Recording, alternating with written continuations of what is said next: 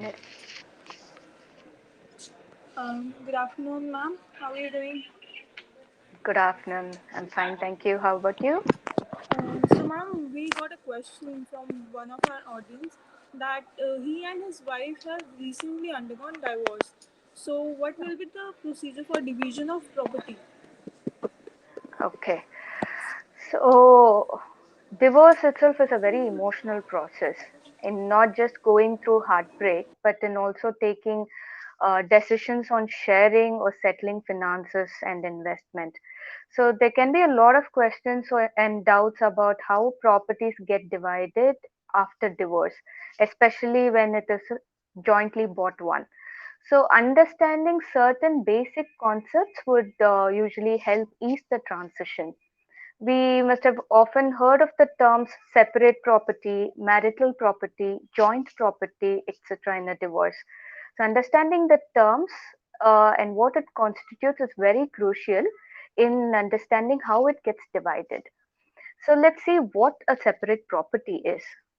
So, properties that are either movable or immovable, bought before marriage, or received as a gift before marriage, or inherited individually, or bought exclusively out of one person's earnings, are usually considered as separate property of a person.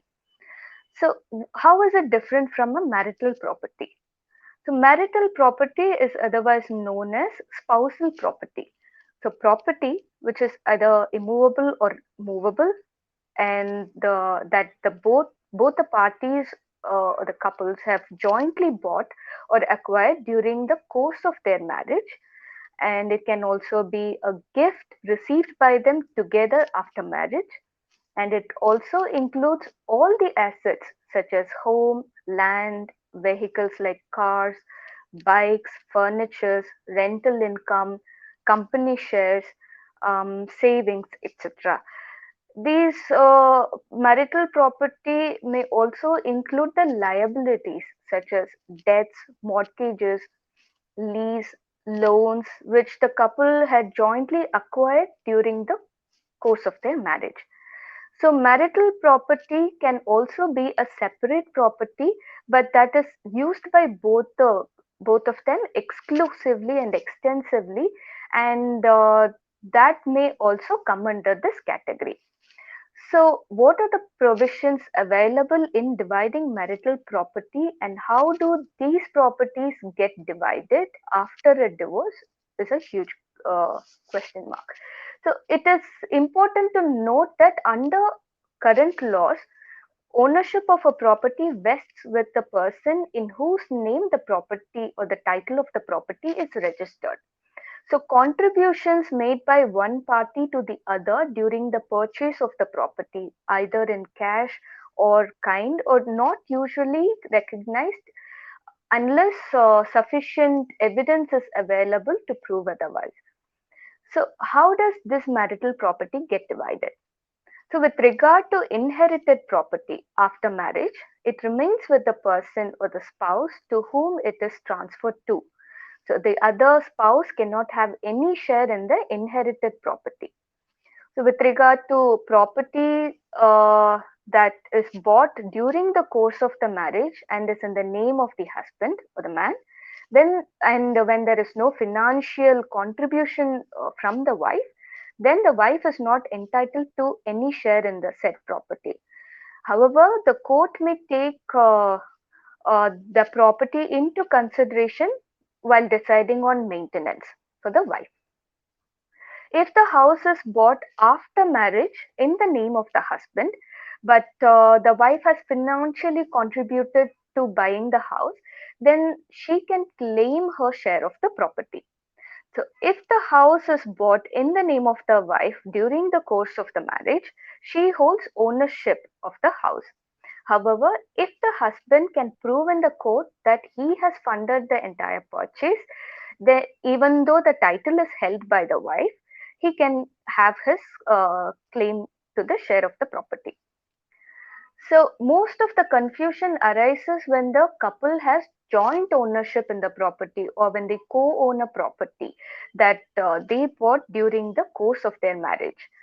Joint ownership is usually preferred for various reasons, including tax benefits or stamp duty waiver for women investors or for loan eligibility.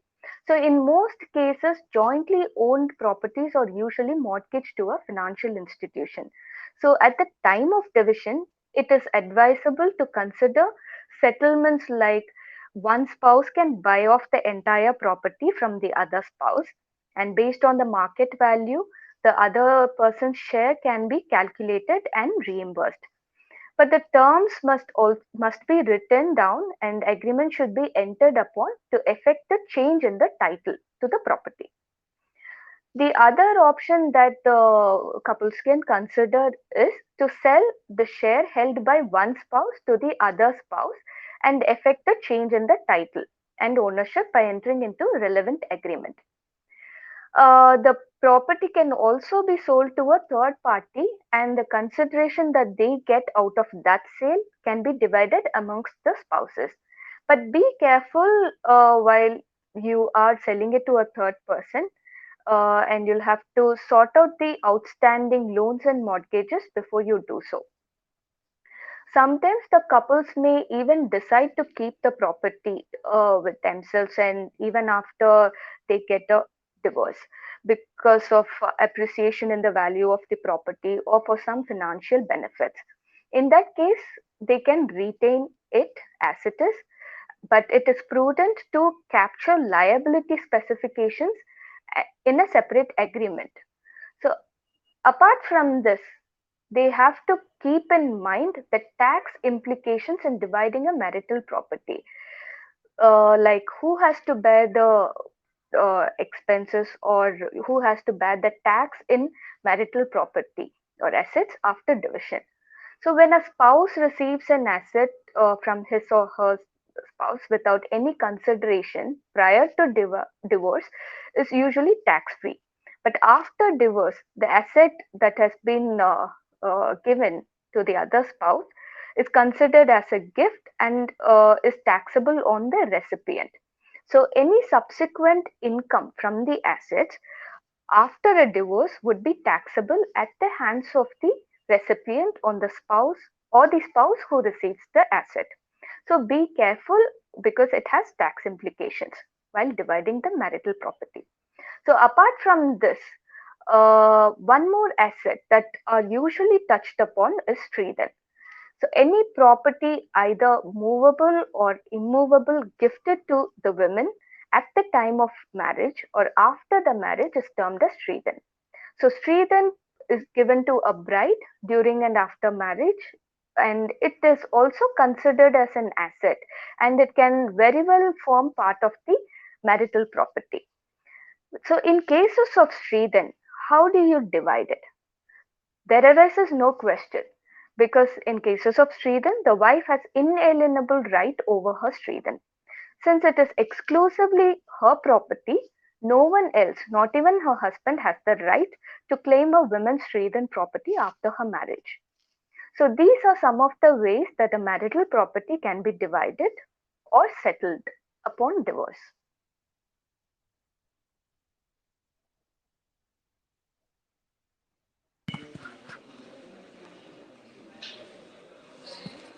Thank you so much, ma'am, for the answer. I hope it helped the person who was seeking assistance. Thank you so Thank you. much. Thank you.